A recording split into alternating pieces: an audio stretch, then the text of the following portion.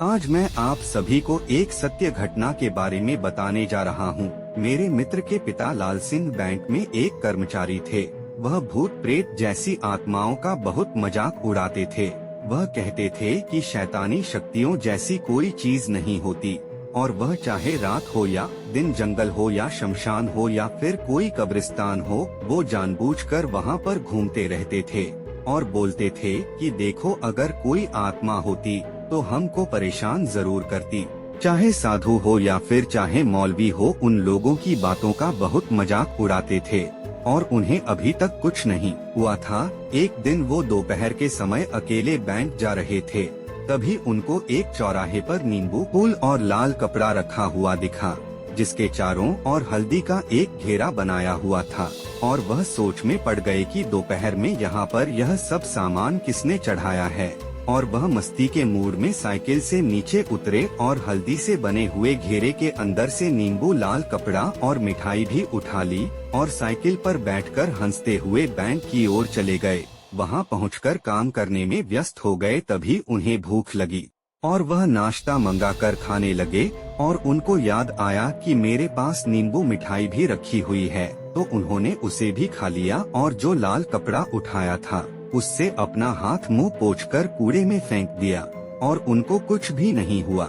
जैसे जैसे दिन ढलने लगा, रात होने लगी, वैसे उनका सिर भारी होने लगा और वह घर आ गए। रात में 12 बजते ही वे जोर जोर से कभी हंसते और कभी रोते और यहाँ तक कि वे अपना कपड़ा फाड़ देते थे या फिर अपने आप को कैंची या चाकू से चाहे गला चाहे हाथ भी काटने लगते। एक दिन तो वह इतना हद कर दिए कि वह अपने गले में फांसी का फंदा लगाकर खड़े हो गए।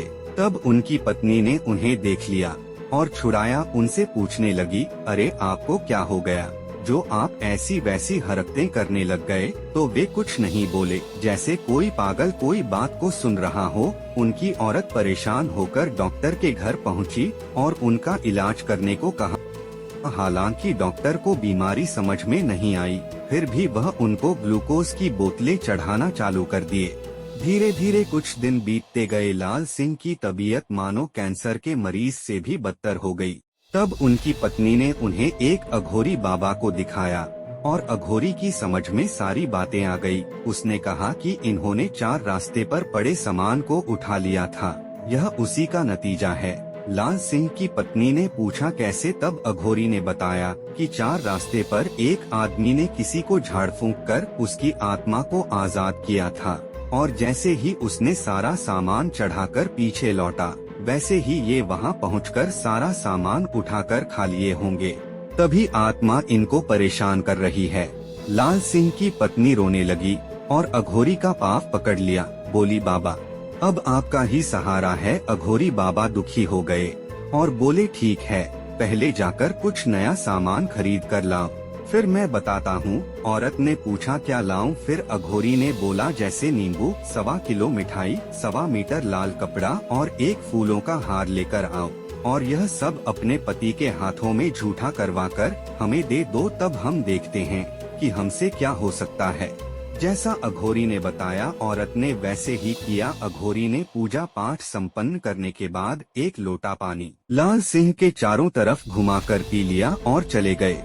लाल सिंह दिन प्रतिदिन सही होने लगे और उनको कुछ याद भी नहीं आया और वह एकदम स्वस्थ हो गए और अपने बैंक में काम फिर से चालू कर दिया।